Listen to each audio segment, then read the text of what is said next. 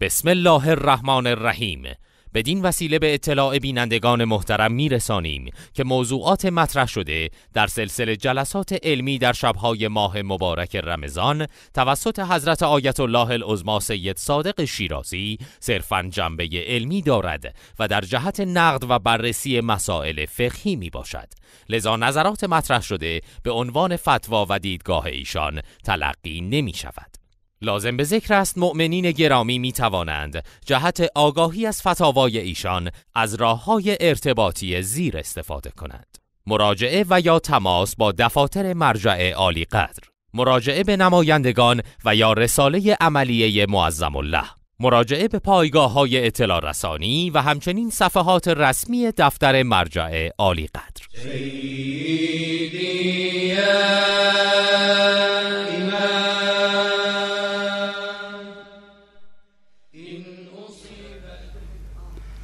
بلی نعم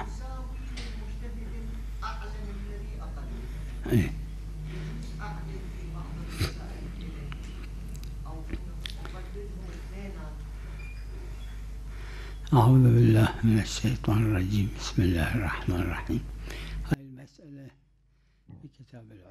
یہ مسئلہ عروۃ الوثقیٰ میں موجود ہے کہ اگر کوئی انسان اب ایک مجتہد سے دوسری مجتہد کی طرف عدول کرنا چاہے، تقلید کو بدلنا چاہے، تو فقہا کے درمیان جنہوں نے اس مسئلے کو ذکر کیا ہے ان کا کہنا ہے کہ یہ جائز نہیں ہے، مگر یہ کہ وہ دوسرا مجتہد عالم ہو۔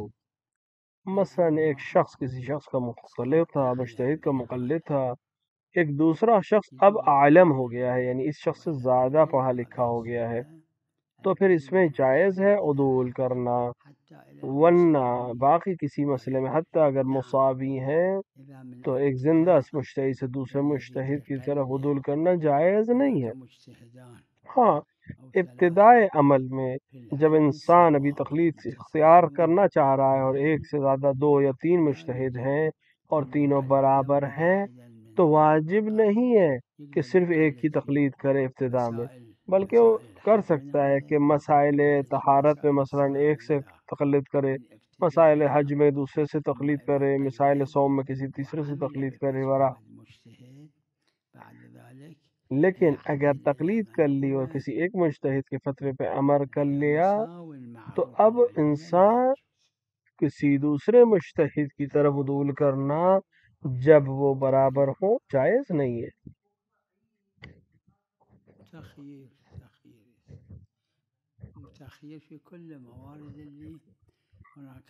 تمام موارد جہاں پر انسان کے پاس 2 حجتیں ہوں، ایک کہہ رہا ہے ایسے، دوسرا کہہ رہا ہے ایسے، مگر یہ تعارض ہو، مثلا 2 دلیلیں، ایک دلیل کچھ کہہ رہی ہے، دوسری دلیل کچھ کہہ رہی ہے، اور دونوں میں تعارض ہو تو دونوں ساقط ہو جائیں۔ لیکن اگر دونوں حجت ہوں، جیسے فرق فقہا کے درمیان،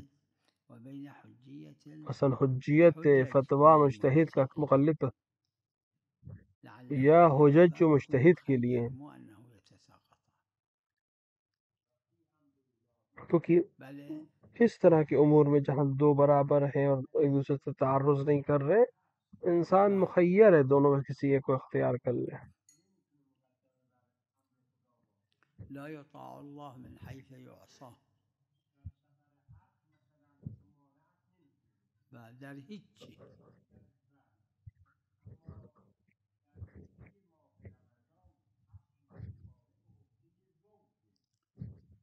چی؟ کفاره به عهده خود زوجه است. کفارہ خود زوجہ کے اوپر ہے، عورت کے اوپر ہے، اس کی ذمہ داری مرد کے اوپر نہیں ہے۔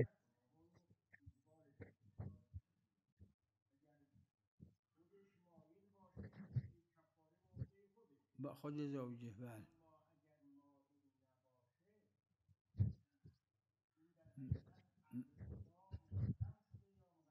امر خدا همه جا مقدمه، فقط دلیل خاص امر خدا جو ہے ہر جگہ مقدم ہے، کفارے میں ایک دلیل خاص ہے کہ اگر زوج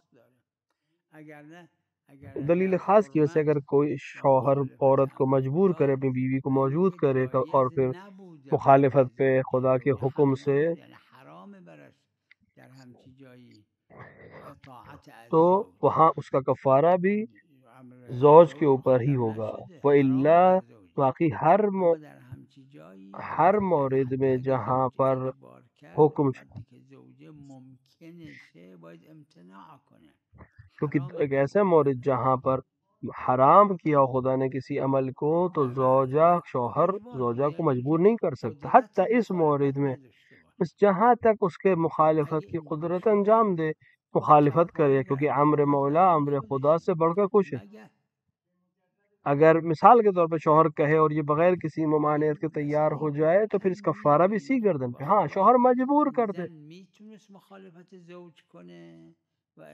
اب یہ مسئلہ ایسا نہیں کسی سے پوچھا جائے، بلکہ خود آپس میں خدا سے اپنے مسئلے کو حل کرے کہ کیا میں روک سکتی تھی اپنے شوہر کو اس معاملے میں. وہ اگر روک سکتی تھی تو کفارہ اس کی گردن پہ، اگر نہیں روکا. اور اگر نہیں روک سکتی تھی تو ظاہر ہے کہ کس مسئلے میں کفارہ شوہر کے اوپر ہے. اگر مثال کے طور کے اوپر وہ زوجہ کو ماہ رمضان میں مجبور کرے اور اس کو ببینید احترام ماه رمضان در این حد واجبه، یعنی باید یه جوری باشه احترام ماہ رمضان کا ایک حد تک واجب ہے. اس طرح سے نہ ہو کہ ماہ مبارک رمضان کی حد کے مثلا مریض ہے، روزہ نہیں رکھتا، مسافر ہے، روزہ نہیں، کسی جگہ پہنچے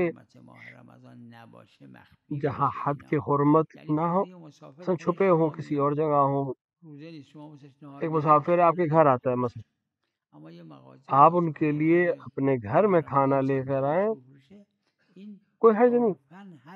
لیکن ایک دروازہ مثال کے طور پر ہوٹل کو کھولیں اور اس کے اندر سینڈوچ بنا کر یا کھانا بنا کر بیچے لوگوں کو ماہ رمضان میں، یہ حرمت ماہ رمضان کو پامال کرنا ہے.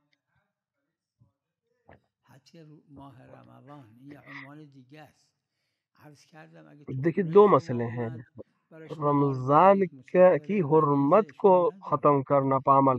ایک دفعہ آپ کے گھر میں کوئی آیا، مسافر ہے، مریض ہے، آیا، آپ کو کھانا کھلا سکتے، کوئی اس پہ اختلاف روایت بس کئی روایتیں، مسائل میں بھی کئی روایتیں.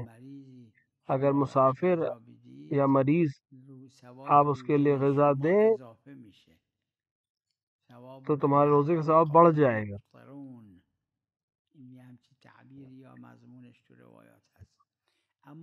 اس مضمون کی روایت ہے، موجود ہے. لیکن ماہ مبارک رمضان میں ایک حرمت ہے اس کی. تو عرف متشرعہ میں جو حرمت ہے، یعنی اگر حد کھو، یعنی اس کی توہین ہو رمضان کی، تو اس کو انجام. مثال کے طور پر کوئی دکان کھولے اور کھانا بیچنے لگے، وہ مسافر یا مریض اس میں کھانا کھا، لیکن لوگوں کے سامنے ہے، ملے عام میں ہے، تو یہ عرفاً یہ ماہ مبارک رمضان کی حرمت کو پامال کرنا ہے، اور اس سے انسان کو محفوظ رکھنا چاہیے. نه اما مرتکزات متشرعه است که کبراش اجماعیه، اگه صغراش صدق کرد چه گیری داره؟ یہ ایک ایسی چیز ہے جو شاعر نے وضع کی ہے.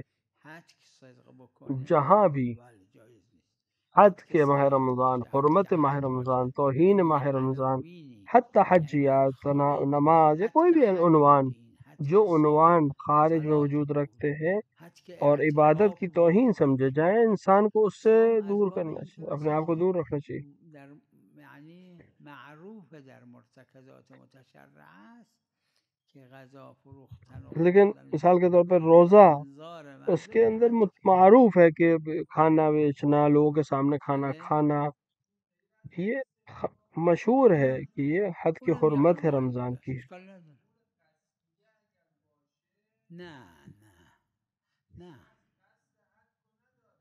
ایک دوسرا عنوان ہے، یعنی التفات نداره. ببینید اگه عرفاً یعنی متوجہ نہیں ہے.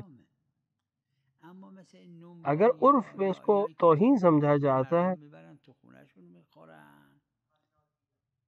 ہاں مثلا جیسے نونوائی یہ روٹی بناتا ہے لوگ اپنے گھر پہ کھاتے ہیں، اس کو اگر حرمت سمجھا جائے تو اس میں حرمت آئے گی، یعنی عرف میں.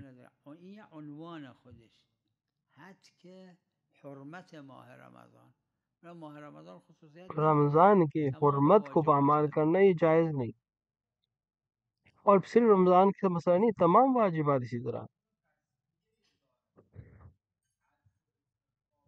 استخفاف اما حج که نه، استخفاف قبول دارم، اصلا ماده استخفاف استخفاف ایک الگ چیز ہے، اما حج که نه، استخفاف قصد کے ساتھ ہے، یعنی نیت کے ساتھ ہے، ارادے کے ساتھ.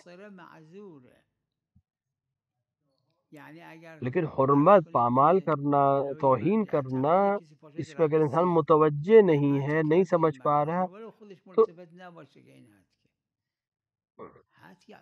بولو اس کی تو متوجہ نہ ہو، ہاں ٹھیک ہے اس وقت قاصر ہے تو مثال کے طور پر دوسرا حکم آ جائے گا. مثلا کوئی انسان مرض تخلیق کے سامنے جائے ناچے مثلا علیہ باللہ، یہ حد کے حرمت ہے بالاخر چاہے وہ متوجہ نہ ہو.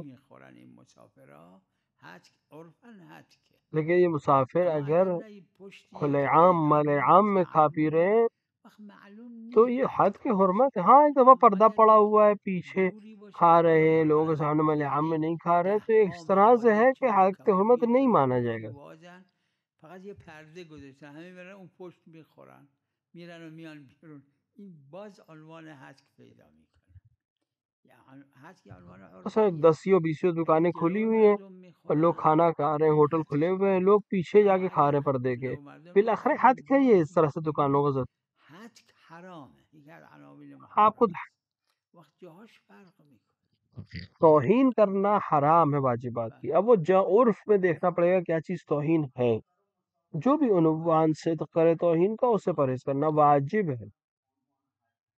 مسئلہ عرفی، ہر جو گفتید حج کی نیست قبول عرف کا مسئلہ ہے، جہاں آپ عرف کہے کہ یہ حد نہیں ہے ہم قبول کر لیں گے، کیونکہ موضوع کے علت و معلول کا رشتہ ہے. لہذا اگر کوئی کہے کہ یہ حد ہے تو یہ مانا جائے گا، کوئی کہے نہیں ہے تو اس کی گردن پہ ہے، حد نہیں ہے.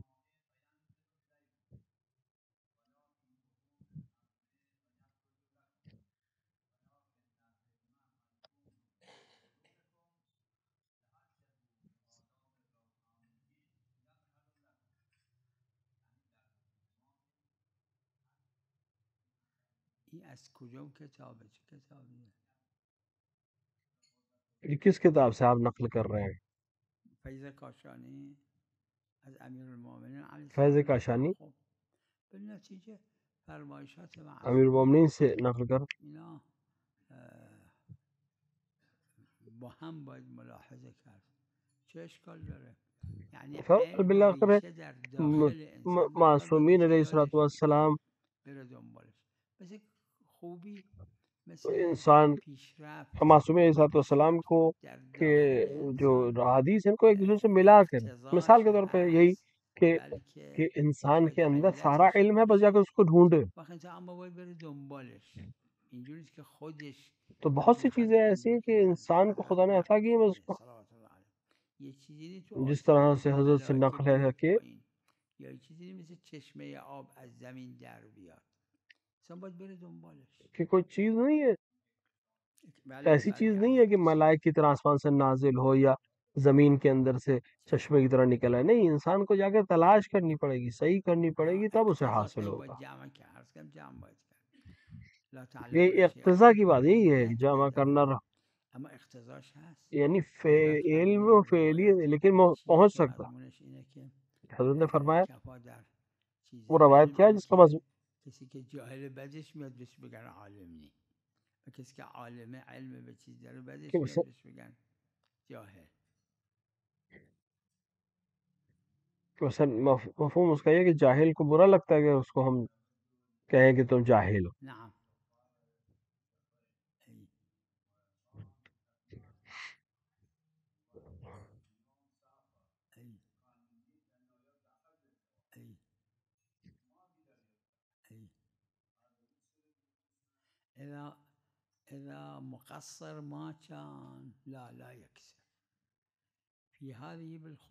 اگر مقصر ہو کہ وہاں پاس نظائر موجود ہے، اس پہ روایت ہے، کیونکہ اس کے لیے پھر ضروری ہے اس طرح جو اس نے افطار کیا ہو. مثلا ایک سفر، کیونکہ اس شخص کے لیے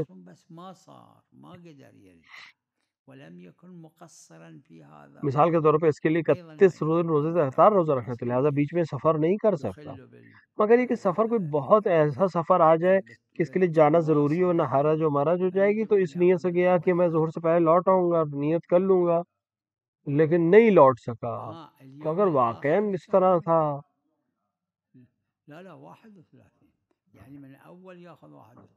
31 دن، پہلے دن سے 31 دن روزے رکھے گا لگاتار.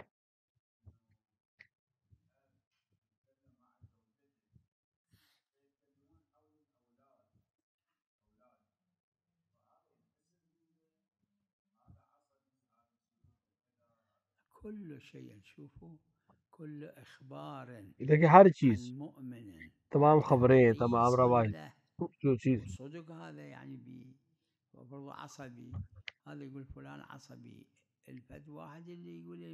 مثلا کوئی شخص، مثلا ایک شخص جو ہے اس کے اندر کوئی کمی ہے اور آپ اس کمی کو بیان کر رہے ہیں دوسرے کے سامنے، تو یہ غیبت ہے.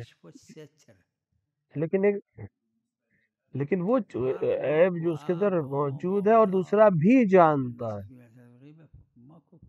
وہ بھی جانتا ہے کہ یہ عصبی ہے، اب اس سے کہنا یہ غیبت نہیں ہے. جیسے مثال کے اندر باپ ہے، ماں ہے، ٹھیک ہے،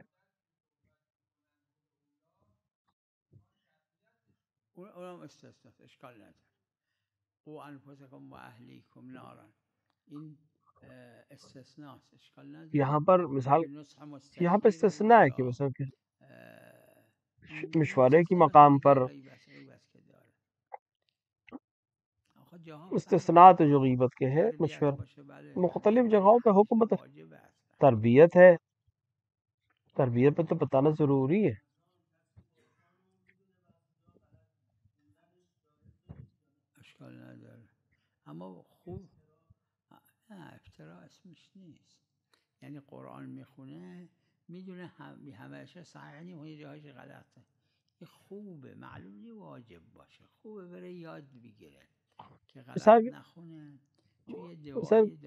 مثلا ایک انسان قرآن پڑھ رہا ہے،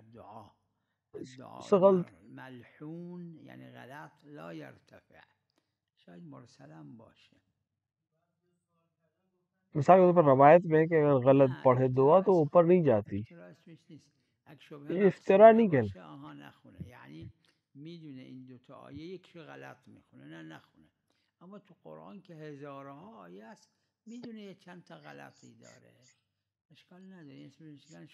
ایسا کہ انسان پڑھتا ہے قرآن اور وہ کوئی ایک آیت بیچ پہ غلط بھی پڑھ دیتا ہے، تو اس کو منع نہ کرے، اس کو پڑھنے دے، یہاں تک کہ سیکھ لے گا.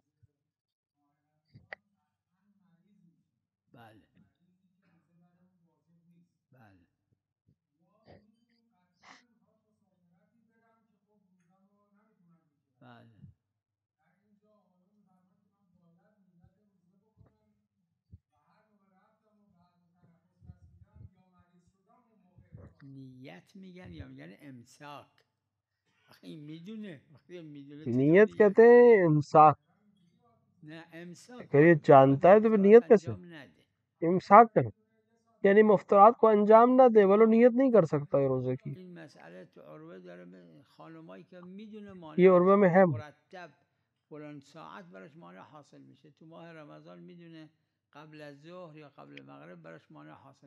مثلا وہ خاتون جس کو معلوم ہے، مثلا معلوم ہے کہ فلاں وقت پہ میرے لیے مشکل آ جائے گی اور میں روزہ نہیں رکھ سکوں گی، تو پھر امساک کرے گی. امساک کرے، حق نہیں ہے مفترات.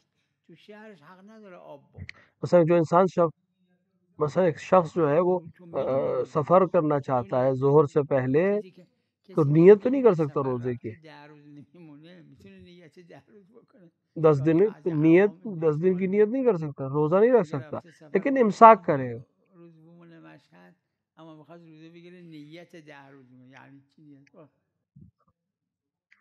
ویسے بہت سے لوگ سوال کرتے ہیں کہ مثلا 5 دن ہم مشہد 5 دن کے لیے جا رہے ہیں, اور کیا 10 دن کی نیت کر کے روزہ رکھ سکتے ہیں؟ نہیں, جب معلوم ہے 5 دن کے لیے جا رہے ہیں تو نیت ہی نہیں. نیت روزہ کا کیا مطلب ہے؟ نہیں, وہ جو آپ کہہ رہے ہو خلاف ظاہر. روزے کا مطلب ہے صبح سے لے کے مغرب تک. چون ادله نگفته روزه رو اگه بشکنه, لہذا این عاصی که اصلا روزه نمیگیره کفاره برش هست با اینکه روزه نیست. مثلا دلیل نے یہ کہا ہے کہ جو روزہ کے کفارات کو انجام دے, مفطرات کو انجام دے, اس کے لیے کفاره برشون هست. وہ مثلا وہ لوگ با اینکه صائم نیست. چی؟ وہ لوگ جو روزے کی نیت نہیں کرتے اس کے لیے کفارہ ہے؟ نہیں ہے میرے نظر میں کسی نے کفارہ لکھا ہو. این کفاره برش نیست. این عروه تصریح داره, احدی هم نمیدونم حاشیه بکنه. من لازم نیست عروہ میں سی تصریح ہوئی اور کسی نے اس پہ حاشیہ مفطر انجام بده در وقتی که صوم واجبه. مفطر یعنی افطار, جب صوم روزہ واجب ہے اس وقت کوئی ایسا کام کرنا جس سے کفاره برشون هست. این کسایی جس سے روزہ ٹوٹتا ہے. اصلا روزه نمیگیره, هم قضا برشه هم ایک انسان گناہ گار ہے, روزہ بھی نہیں رکھتا, قصد صوم هم اور وہ نکرد. گناہ ہوا اعلیٰ کرے جس سے روزہ ٹوٹ جاتا, کیونکہ اسے قصد صوم بھی نہیں کیا تھا, اور اس طرح کا عمل انجام دے جو روزے کے اندر باطل کر دیتا ہے, تو اس میں قضا بھی ہے اور کفارہ بھی ہے. ببینید روزه یعنی چی؟ یعنی از فجر تا آپ روزہ کسے کہتے ہیں؟ یعنی فجر سے مغرب تک کچھ نہیں کھانا پینا, یعنی روزے سے پرہیز کرنا, مفطرات سے. این باید یہ مفطرات امساک کرے گا. اسمش نمیگن روزه گرفته. مفطرات جایز اس کو روزہ رکھنا نہیں کہتے ہیں, مفطرات کو انجام نہ دے. روزه نمیکنه این صائمه نه. اصل گناہگار انسان جو روزے کی نیت نہیں کرتا, کیا یہ روزے دار ہے؟ نہیں, لیکن کیا مفطرات کو بھی انجام دے سکتا ہے؟ نہیں انجام دے سکتا. مقدم نہیں, چون صوم یعنی از فجر تا مغرب. مقدم نہیں ہے, کیونکہ صوم یعنی روزہ یعنی فجر سے مغرب, لہجہ لہجہ مطلب نہیں ہے. اگر معلوم ہے, مثلا جن خاتون کو معلوم ہے کہ مثال کے طور پہ فلاں وقت میں میرا روزہ ختم ہو جائے گا, یعنی مہینے کی پریشانی سے, نه دلیل نیست که کفاره مال شکستن روزه. دلیل نہیں ہے ہمارے کہ کفارہ روزہ توڑنے کا ہے.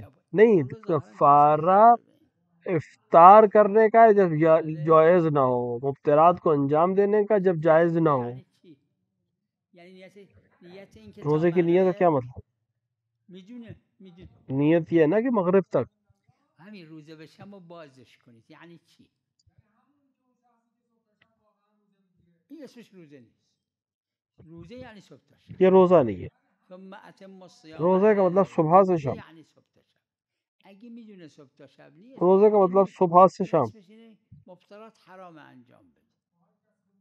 اس کے لیے مفطرات حرام ہے. اصلا قصد روزه معقوله, امکان داره. اگر یہاں پہ قصد روزہ معقول ہے, امکان ہے. و این میدونه صبح تا شب نمیمونه بر روزه. این یعنی میدونه نیست. روزے کا مطلب صبح سے شام تک. اب اس کو معلوم ہے کہ نہیں ہو سکتا یہ, تو کیسے قصد کرے گا؟ قصد روزہ کرے یعنی قصد مفطرات کو ترک کرنے کا قصد کرے. اگر ظہر سے پہلے نہیں گیا, اس مفطرات کو انجام نہیں دیا, اب یہ روزے کی نیت کر کے روزہ رکھ سکتا ہے, کیونکہ دلیل نہیں کہ یہ باطل ہے.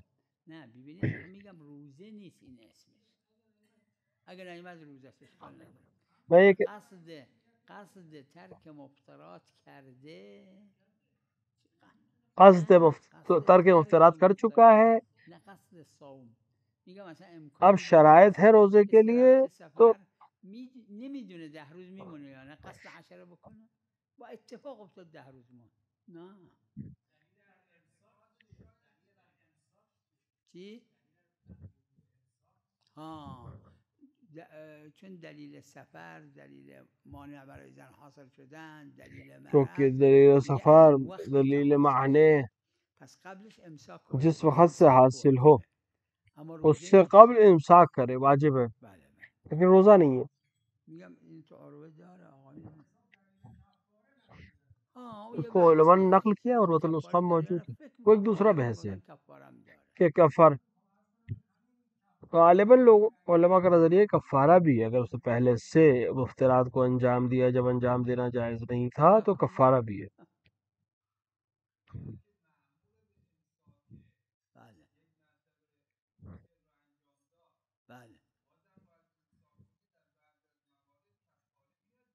بله بله بله بله تسبیح دارم تو عروه داره تسبیح.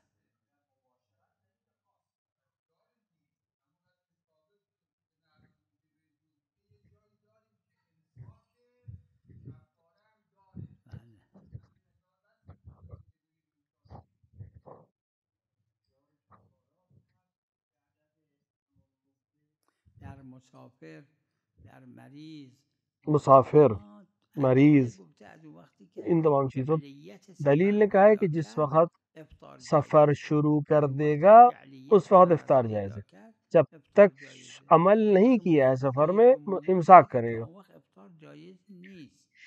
افطار اما جایز، اما لیکن اسمش عمومات کی وجہ صومه، سے چون افطار جائز صوم نہیں ہے. یعنی صبح امساک تا کرے. شب. کیا اس کو روزہ کہ نہیں؟ روزہ نہیں کہ، کیونکہ نتیجه روزہ صبح سے شب تک کی یعنی نیت ہے اور ہمیں معلوم ہے کہ صبح سے شب تک ہم نہیں رکھ عملی سکتے نداره. سفر کی وجہ سے یا فهمید مریضی این کی وجہ سے. صومون یا نه لیس بصوم. صرف جملہ ہی مفترات سے وہ انجام نہیں دے سکتے. صرف یہ کہ صوم ہے یا نہیں ہے تو اصل یہ کہ صوم نہیں ہے، بس مفترات انجام نہیں دے سکتا. این عروه داره این مسئله را.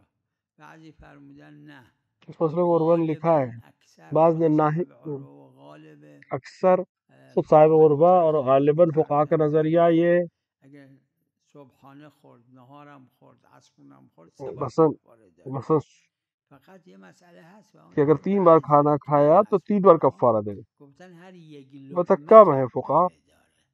این نادر است. بعض نے کہا ہر لقمے پہ کفار، یہ نادر ہے. 20 تا لقمه 50 تا لقمه خورد. مثلا بعضی گفتن، بعضی کہ انسان نے ناشتہ کیا 20 لقمے کھائے. بعض نے احتمال دیا کہ سب ہر لقمے پر کفار.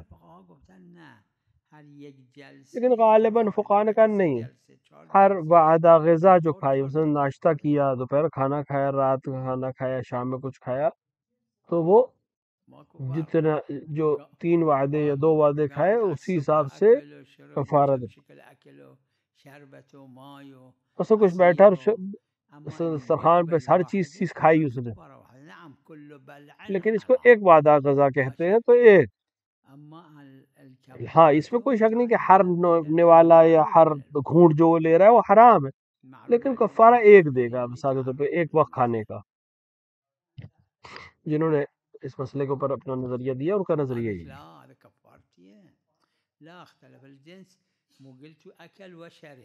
اگر 2 الگ الگ گناہ کرے، کھانا اور پینا ایک حکم میں، ایک واحد کفارہ ہے. کوئی اور عمل بھی انجام دے دوسرا کفارہ ہو جائے گا.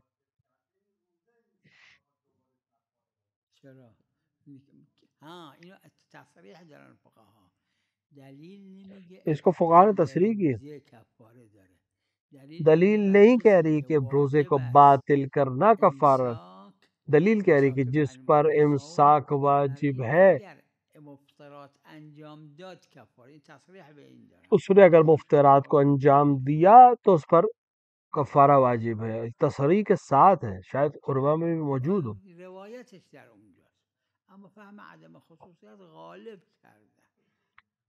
روایت وہاں پہ، لیکن اکثر نے عدم خصوصیت کی چیز کو حمل نہیں کیا. بعض نادر فقہا نے کہا ہے کہ تکرار کرنے سے کفارہ تکرار نہیں ہوتا، لیکن بہت کم ہے. 100 میں شاید 1 یا 2 فقیہ اس نظریے کے ہوں. اور اگر ہم خود نہ سمجھے کہ فہم علماء اور فقہا کی فہم ہمارے لیے حجت ہے، مثلا ایک کوئی ڈاکٹر اس نتیجے میں پہنچے کہ تمام سارے ڈاکٹر ایک نتیجے پہ ہے، وہ خود نہیں پہنچ پا رہا ہے اس نتیجے پہ، تو وہ اس کے اوپر بھروسہ کر لیتا ہے کہ تمام ڈاکٹر، میں نہیں سمجھ پا رہا ہوں لیکن اکثر ڈاکٹرز کا یہی نظریہ ہے، اس کو قبول کر لیتا ہے۔ میتونه مخالفت کنه، اگه مخالفت کرد بره ظاهرا عن نظر مثلا جو انسان مخالفت کر سکتا ہے اور عذر نہیں رکھتا ہے تو یہ عقلی بحث ہے، یعنی استفاده نکرده، نه اینکه نمیشه. عرض کردم یعنی اسے استعمال نہیں کیا، فائدہ حاصل نہیں کیا، مگر کہ نہیں کر سکتا۔ اگر اس بات کی سمجھو کہ خاص ہے، مثلا اکثر علماء نے اسی طرح عمل کیا ہے، مگر بہت نادر ہے، وَإِلَّا اصل فقہ اور فقاہت جو ہے وہ لوگوں کا عمل کرنا ہمارے لیے دلیل اور حجت بن جاتا ہے۔ ومام خلافشو نفهمیدیم، شک کردیم اور ہم اس کے خلاف کو نہیں سمجھتے پہنچے، اگر خلاف در اومد ہم کیا اصول عملی پر عمل کر سکتے ہیں کیونکہ باقی لوگوں کا نظریہ دیا ہے؟ تو کیا عقلاء کے نزدیک ہم معذور سمجھے جائے گا؟ ہماری سمجھ میں نہیں آیا، باقی سب کی سمجھ میں آ گیا؟ نہیں، ہم اس کو یقین اس پر یہ عمل کر لیں گے۔ تمام جگہوں پہ یہی ہے، مخاطب ضروری نہیں ہے، جاننے والے ہیں، اس فن کے ماہر ہیں،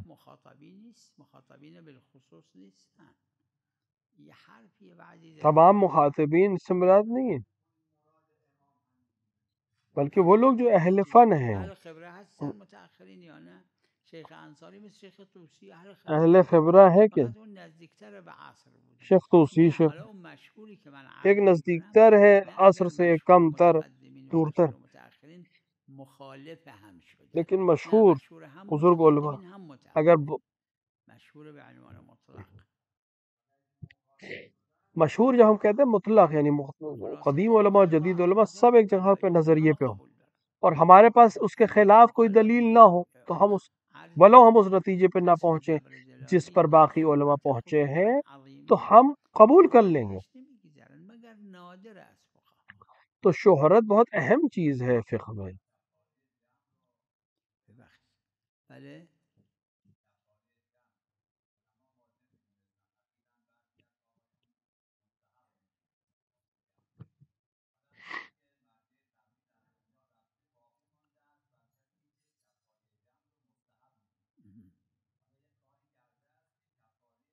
نه این اگر مقلد یه مجتهدی بود که یه چیزی را نہیں، اگر یہ کسی مجتہد کا مقلد تھا، کسی کو واجب کا مر گیا، دوسرے مجتہد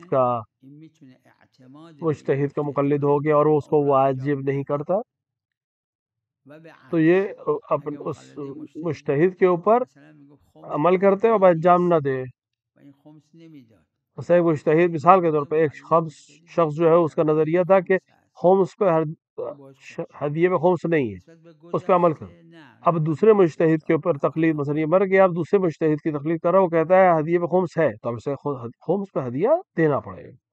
جس مجتہد کا مقلد ہے اس کے فتوے پہ عمل کرے گا۔ مجتهد فعلی این عذره ظاهرا اشکال نداره، مثل که تو عروه هم داره خود همین مسئله، عروہ میں ہے یہ مسئلہ، شاید باشه تقلید کے بحث میں باب میں یہ مسئلہ موجود ہے۔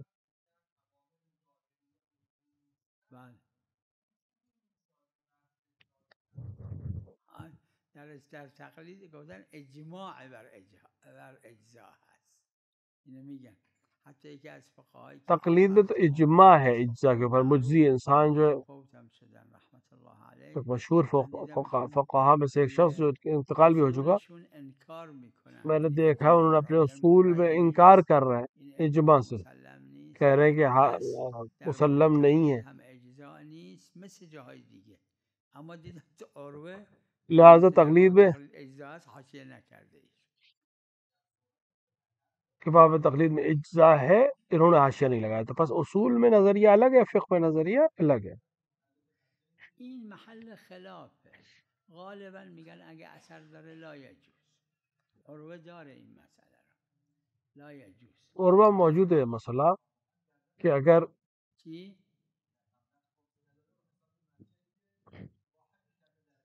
آها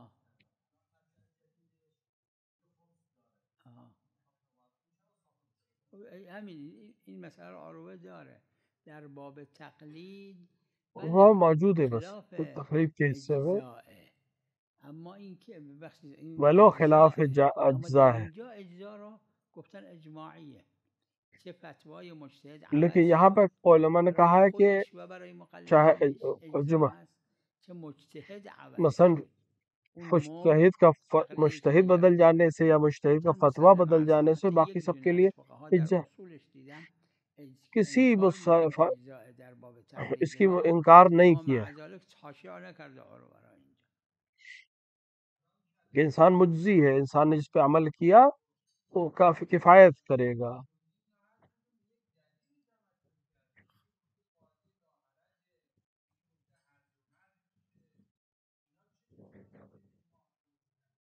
علا کلم نه دلیلش فرق میکنه، دلیلش یعنی لیکن دلیل مختلف ہے. فقیه واسه یه مسئله آپ دیکھیں دلیل میگه، خود صاحب جواهر فقی کسی ایک مسئلے کے لیے 5-6 دلیلیں لاتا ہے، صاحب جواہر اور دیگر اسی طرح کہتے ہیں، لیکن نتیجے کے فتویٰ کیا ہے؟ سب کا فتویٰ اگر ایک ہی ہو جائے تو اجماع ہے، استدلال الگ الگ ہے. خودشونم ملتزم نشد، میگم غالبا کوئی مسئلہ نہیں، بہت سے فقہا بھی اس کو قبول، وہ لوگ جو اجزا کو قبول نہیں کرتے، فقہ میں اگر آپ دیکھیں وہ اس کو قبول مانتے ہیں. یہ عقلا کی بنا ہے، نتیجہ ہے. مگر کوئی شخص خطا در اومد معذور میدونه، اگه طبق این عمل نکرد و این موافق واقع بود معذور. اگر فتوے کے لحاظ سے عمل کیا ولو وہ خلاف حقیقت تھا تب بھی وہ معذور، اپنے آپ کو مجزی سمجھا جائے گا اس شخص کو، کیونکہ اس نے اپنے مجتہد کے فتوے پہ عمل کیے، اور برعکس بھی یہی ہے. بله درسته، درسته. خود شیخ انصاری رضوان الله علیه کل حرفای شیخ انصاری رضوان اللہ تعالی تمام خلاصے مرزا قمی کے الفاظ کو نقل کیا، الفاظ کو بعد میں انکار کیا کہ نہیں میں کسی کا بھی قبول نہیں کرتا ہوں اس نظریے کو. تو اس طرح کی بہت سی چیزیں ہیں. ظواهر حجت در عرض کتاب و سنت، نمیدونم کیا ظواہر حجت ہیں؟ کیا یہ کتاب و سنت کے عرض میں ہے؟ سیرہ دلیل نہیں، ارتکاز کیا سیرت دلیل نہیں؟ ارتکاز دلیل نہیں، ہمون کیا ارتکاز دلیل نہیں ہے؟ کیونکہ واقعیت کو باہر ظاہر کرتی ہے. طرق اطاعت معصیت عقلائیه، هر کی بگن عاصی، جس کو بھی ہم کہیں عاصی گناہ کرنے والا، مثلا کوئی شخص کسی کے پاس پانی ہے، وضو سے پہلے کیا ضروری ہے ظہر سے پہلے وضو، اور اس کو پھینک دیتا ہے پانی کو، اب اس کے پاس ظہر سے لے کر مغرب تک پانی نہیں بچے گا تو کیسے تیمم کر کے نماز پڑھے گا؟ تمام علماء کہتے ہیں کہ صحیح، اس کو تیمم کر کے نماز پڑھے گا صحیح، حالانکہ اس نے گناہ کیا پانی پھینک، اس کے لیے حرام ہے کہ پانی کو پھینکے، لیکن پھینک دیا. یہ حرام کہاں سے آئے؟ کیونکہ عاقل کہتے کہ یہ انسان گناہگار ہے، کہ جو جانتا ہے کہ پانی نہیں ملے گا ظہر سے مغرب تک، ابھی پانی ہے، کوئی ضرورت ہے، اور اس کو جان بوجھ کے پھینک دے تاکہ تیمم کرے، تیمم کرے گا، تیمم اس کا صحیح ہے، لیکن اس کا گناہ کیا ہے کہ نہیں؟ گناہ ہے. کس کوئی روایت نہیں کہہ رہی گناہ ہے، لیکن تمام علماء کہہ رہے ہیں کہ گناہ گار ہے، کیونکہ عاقل کہہ رہا ہے کہ یہ گناہ گار ہے، عاصی ہے، کیونکہ اس کے پاس ایک چیز تھی اور اس نے اس کو برباد کیا اور بعد میں دوسرے حکم پہ عمل کیا.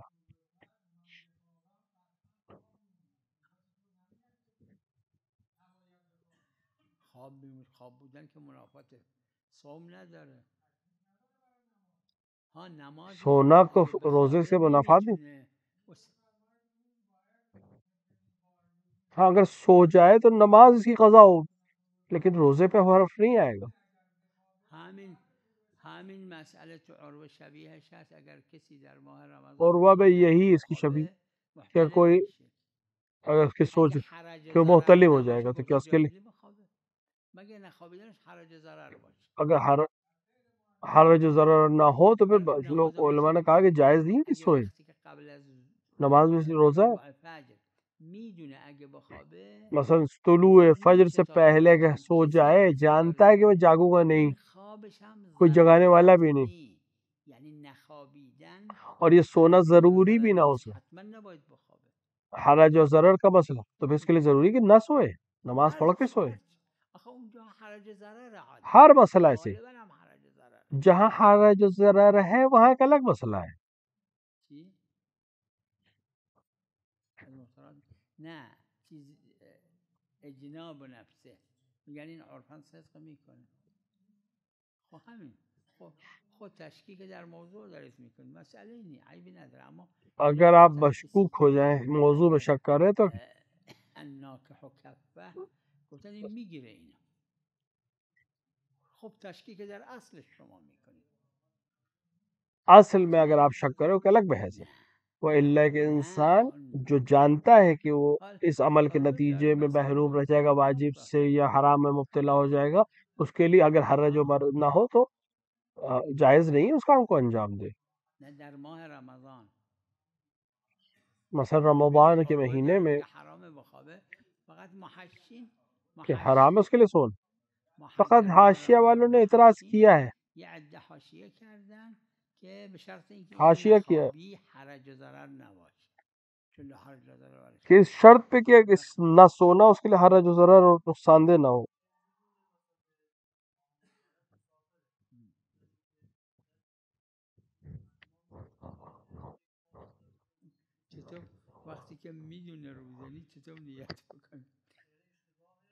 جب جانتا ہے کہ روزے سے نہیں ہے تو کیسے نیت کر لے گا؟ روزے کی نیت نہیں ہے.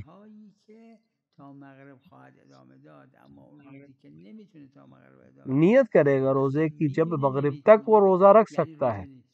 جب وہ جانتا ہے کہ مغرب تک روزہ نہیں ہے، کسی بھی وجہ سے نہیں ہے اور معلوم ہے کہ نہیں ہے، تو امساک کرے گا. یعنی لازم نہیں آدم اول ماه رمضان چون ماه رمضان هر روزش یه واجب مستقله. ضروری تو نہیں کہ پہلے دن روزہ واجب کرے، مستحب ہے کہ انسان ہر دن نیت کرے، اس میں اشکال نہیں ہے. سیدی یا امام ان اصیب العدل بقلبه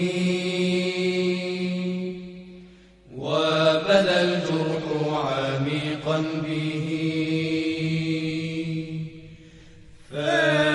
فأنت له رفعت مقاما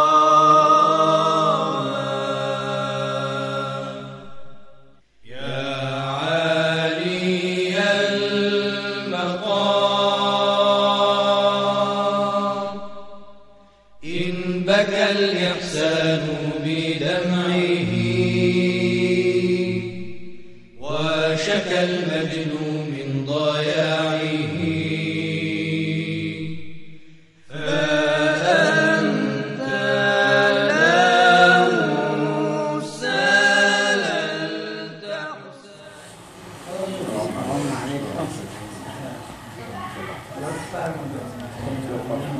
هنوز ان شاء الله